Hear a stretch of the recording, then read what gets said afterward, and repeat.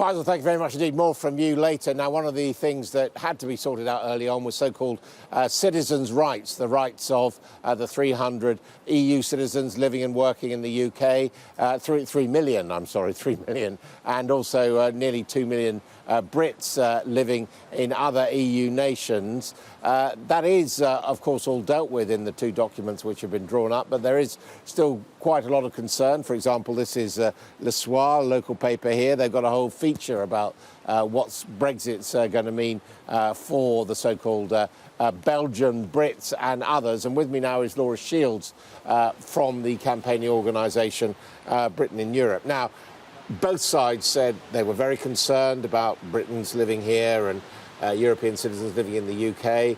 They've sort of hacked out a deal. Is it a good deal? Is it looking after the rights of you?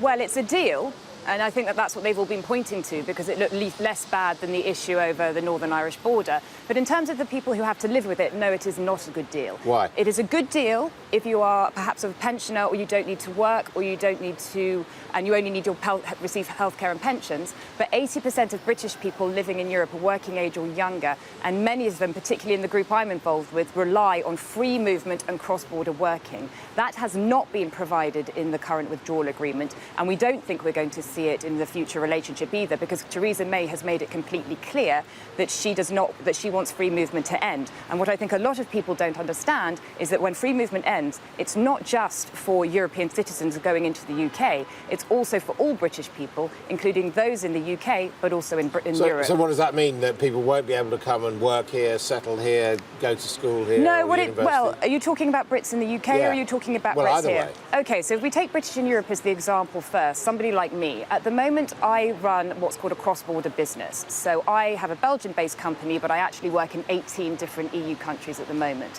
What I can expect after the Brexit, or after the transition phase, is that I will be able to carry on doing what I do, but only in Belgium. So I will be landlocked in this country. Now, I love Belgium. I've lived here for the last 10 years, but I actually make half my income outside of Belgium. So it's quite a big hit for somebody like me. And I'm not alone. If you live in Germany, Luxembourg, the Netherlands, or northern France, free movement and cross-border working is absolutely essential.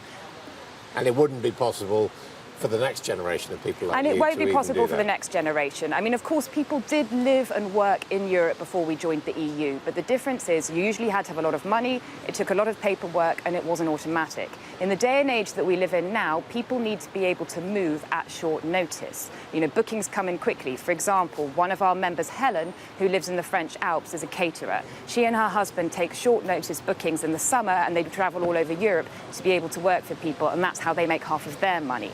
But it's not just British people in Europe who are going to feel the impact of this. 80% of the British economy is built up of services, many of which we export to the EU. That's about 26 million jobs. Free movement is going to end for those people after the transition period in 2019. Theresa May is not being honest about what that means. At the moment, Rolls-Royce sends a huge number of technicians abroad to service jet engines.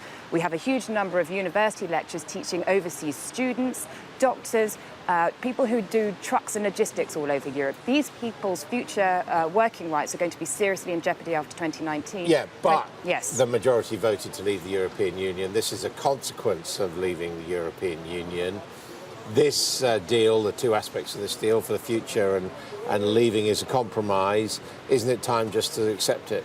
Well, people voted for a lot of things, and I think that what Theresa May is doing is she's interpreting the mandate based on her own particular interest, which is curbing immigration. But let's get back to fundamental principles here. During the referendum campaign, both Vote Leave and then later on, the British government and the EU said that British people living in Europe and EU citizens living in the UK would be able to carry on their lives exactly as before Brexit with no changes. And given that 2/3 of British people living in Europe and the 3 million EU citizens didn't get to vote in the referendum in 2016 on their own future, all parties had a special duty of care to make sure that we were adequately protected. And that has been an absolute failure, which is why we think the only fair way to resolve all of this is to put it back to the people in a people's vote. So you're saying to MPs vote this down? I'm saying to the MPs, think really hard about what you're doing, because this is not only a bad deal in terms of withdrawal agreement, but it's a blindfold Brexit. It doesn't deliver on any of the promises that were made during the referendum campaign. And what could be more adult, democratic and fair, and also bring the country together than putting it back in the hands of the people. giving them the final Of course, there's no say. guarantee your side would win, is there? No, of course there's no guarantee that my side would win. When you say my side, you mean Remain. But I think that this issue has divided the country for long enough. I think people have all sorts of ideas about what leaving the EU means. I saw you grilling Theresa Villiers on your programme a few weeks ago about saying what 17.4 million people voted for. I know several leavers who've changed their minds because they're horrified by what Theresa May is pursuing. And it's not because it's hard enough. So I think the only way that we can heal this and move on is to put the decision firmly back in the hands of the people, but also let's do it properly. Let's give voting rights back to Brits living in Europe. Let's give it to EU citizens in the UK. And as a country, let's take this decision properly with all the facts so that we can finally move on and stop wasting our time and money over Brexit. And what do you think the chances of that happening are? What, the people's vote? Yeah. I think anybody who makes predictions over Brexit is either lying, delusional or stupid. So I'm not going to make the predictions, but I think what we are seeing is that if you look at the polls, more and more people are coming round to the idea. More and more MPs are saying privately that they think it's the only way out of this mess. And what I don't understand is why Theresa May doesn't take the easy option, but call the vote on it and let people decide, because after all, we're supposed to be a democratic country. Let the people decide and let's see what happens. Nora Shields, thank you very much indeed. Well, that's certainly one view from Brussels. Lot going on, and we will bring you updates on that as they develop throughout the evening here with me and Sophie Ridge. But for now, let's go back to Tom McLeod in London.